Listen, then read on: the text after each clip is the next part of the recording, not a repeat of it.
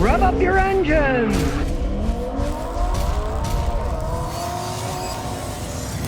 Well, if you don't want to buy an oil burner, don't buy the Chevy Equinox. Between 2010 and 2013, those things are massive oil burners. The 2.4 four-cylinder model have a tendency of burning oil. It's from worn piston rings. They didn't build them right. They've had problems with those for a long time. Because if you didn't follow me before, cars used to have real high-tension piston rings to keep them from burning oil. Now they put low pressure ones that don't have much expanding pressure because they get better gas mileage, and so they think they'll pollute less. So guess what happens? Then they wear out too fast because they don't have enough tension to seal right, and then they pollute more by burning oil. So their whole idea in the first place has gone to negation because they're making them too cheap. Now GM extended their warranty to 100,000 miles and made it from 5-year warranty to 10. Hey, come on, 10 years. Most people drive more than 100,000 miles. So, some warranty. They make these warranties that, most of the people have more than that mileage, so let's extend our warranties. It won't cover hardly anybody. Now, realize they're not the only company with oil burning problems. Take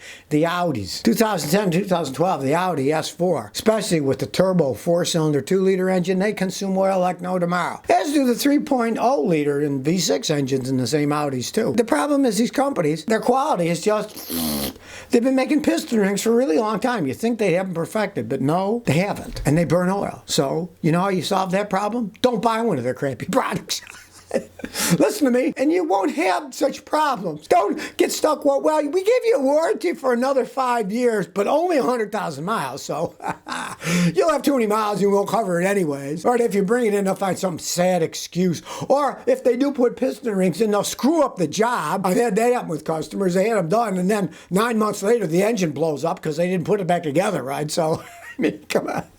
You solve this problem by not buying their products in the first place. Codlong 111 says, I got a question about car idling RPM. What is the RPM for a normal idling car, and how do you adjust it? Back in the day, they had carburetors. You turned the screw. The early fuel injection had an air screw that you could turn to adjust the air. It comes into the engine so you could adjust the idle speed. Modern cars have no adjustments. They're all run by computers. Now, if it doesn't idle correctly, you can do my video, make your car run better with a little spray cleaner. Then you can clean the throttle with throttle spray cleaner. You clean the mass airflow sensor with mass airflow sensor cleaner. They get gunk on them. And then after you do that, you drive it around a day or two as it resets the idle, and it should idle perfectly normal. Now, the actual speed depends on the vehicle. Some will idle at 600, some at 800. It just depends. You can look that up for your individual car. You can't physically adjust it on any modern car, but you want to make sure you have a clean air filter, and you want to make sure the throttle doesn't have carbon, so then it will stick partly open. If it sticks partly open, the car will idle like crap, because if it's partly open, the throttle position sensor on it will tell the computer it's slightly open, so it thinks that the throttle is open with your foot on the gas, and it will give it extra gas, but it's only idling, so it'll make it idle like crap. So just cleaning that stuff is pretty easy to do, but there's no physical adjustment anymore. It's all done by computers. Robert Marshall says, I got an 04 Dodge Ram, and the temperature gauge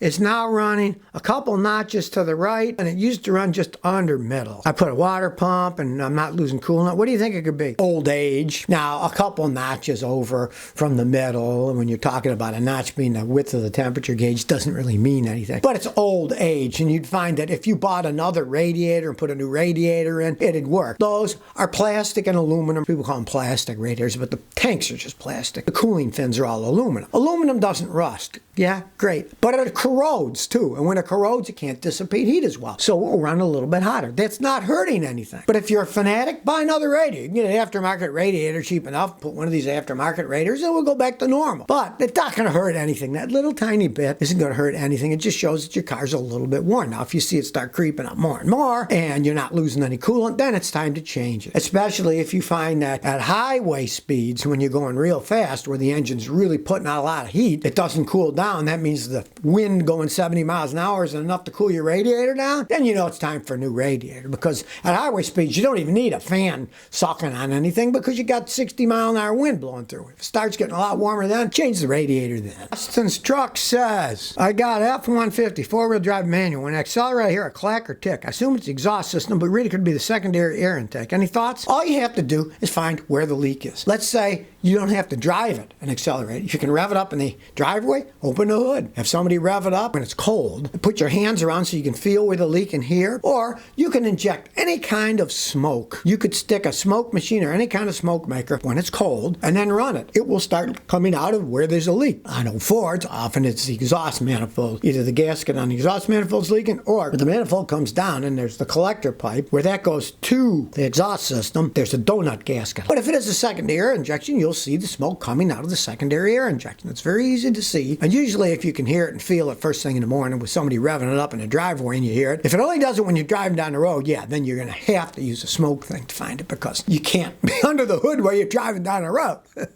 Well, a study's just been done on battery degradation of electric vehicles. And it turns out that the fast chargers that the people plug them into the charging fast, those are generally DC, direct current. And they found that colder temperatures, they don't charge up as fast and they'll degrade faster. Batteries aren't made for cold weather. I know a guy in Canada, Montreal, he had an electric car. He lost almost 33% of his range and his chargeability in the cold winter of Montreal. So you live in a cold place. Maybe an electric car isn't the smartest choice. Mileage often affects it. They did a study on a Tesla and they found that after 25,000 miles, they've lost 5% of their ability. That's only 25,000 miles. Time also affects it. They did a study on a Nissan Leaf and found that it'd lose about 35% of its capacity after 7 years or so. Now, there are preventative measures, but look at the hassle these electric cars would be. They said, if it's all possible, leave your car plugged in all the time. What a pain in the butt. If you have a preconditioner built into your electric car, they say precondition it for 10 minutes before you drive it on a hot day. Like I said, the cars are a pain in the butt. And they also say, try to avoid getting below 15 to 20% charge, because that's bad for the battery too. So that makes your range even less if you're going to do that. That means you can only go 80% of it. You better recharge it or the battery's going to degrade faster. And the last suggestion was try not to exceed 90% of your usage of the charge in day-to-day driving. It's like they got so many restrictions, you don't make them last. And then they're still batteries. You know they're going to degrade anyways. They got a long way to go before electric cars are ever going to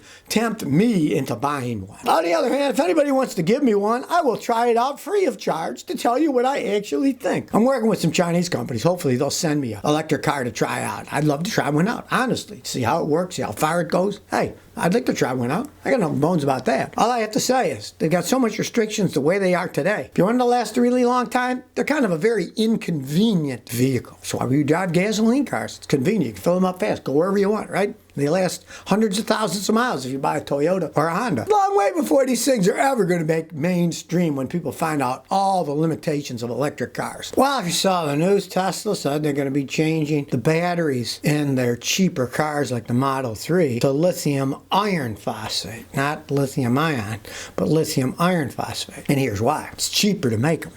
Not a good idea, because they're not as good batteries. I have had lithium iron phosphate batteries that I tried out, and they don't hold up over time, a lot of them. They don't last as many cycles. They have less power. It's just a cheap thing. He wants to keep the price down, so he's putting cheaper batteries in. You'll have less range, won't have as much power, just cheapness. You know, the guys haven't been building very long. He's already trying to make them as cheap as he possibly can. Let me tell you, you don't want a car with a lithium iron phosphate battery, because the battery isn't going to last as long. Yeah, it's cheap for him to make them, but great, you know? They're getting too carried away with cheapness here. It'll increase his profit, because they're a lot cheaper to make. They're not as good batteries. Ask anybody who understands battery technology. They just aren't. Now, these batteries are made in China, so of course they're going to be even cheaper to make them. 95% of these iron phosphate batteries are made in China presently. Even the analysts say, well, there's positives and negatives. One, it's cheaper to make. It doesn't require nickel or cobalt, so there's less rare earth minerals that you need for it, but they're less energy dense. And here's the kicker for you people who live in cold climates. Cold weather affects them more, so they don't work as well in cold weather. Just what you want. Batteries are bad enough in cold weather it is. Get a battery that doesn't perform as well in cold weather. Sounds like a real brilliant idea there. It's just because it's cheaper to make them. They're saying, oh, well, you don't need all that range anyway. First they tout how great the range is, and now, oh, you don't really need that. We'll put cheaper batteries in them. Now, Tesla itself, of course, didn't provide any more information about it. They don't want you to know what they're doing. The only thing in their investor portfolio, it said, and I quote, "We are shifting to lithium iron phosphate battery chemistry globally." And of course, they wouldn't comment on it because they don't have a PR department anymore. They don't want you to know anything. Basically, they can make them cheaper. They're not as good batteries. Any chemist can tell you that. I've tried them out. They're not that great. They don't last as long. They have less energy in them. They're affected by cold weather more. It's just, it's cheaper to make them, so who cares? We'll just make them cheaper. People are stupid, they'll buy them anyways, right? It's a step backwards in battery technology. Ones that don't last as long, don't have as much energy, and are affected by the cold more. Sounds like a step backwards, not a step forwards. So if you never want to miss another one of my new car repair videos, remember to ring that bell.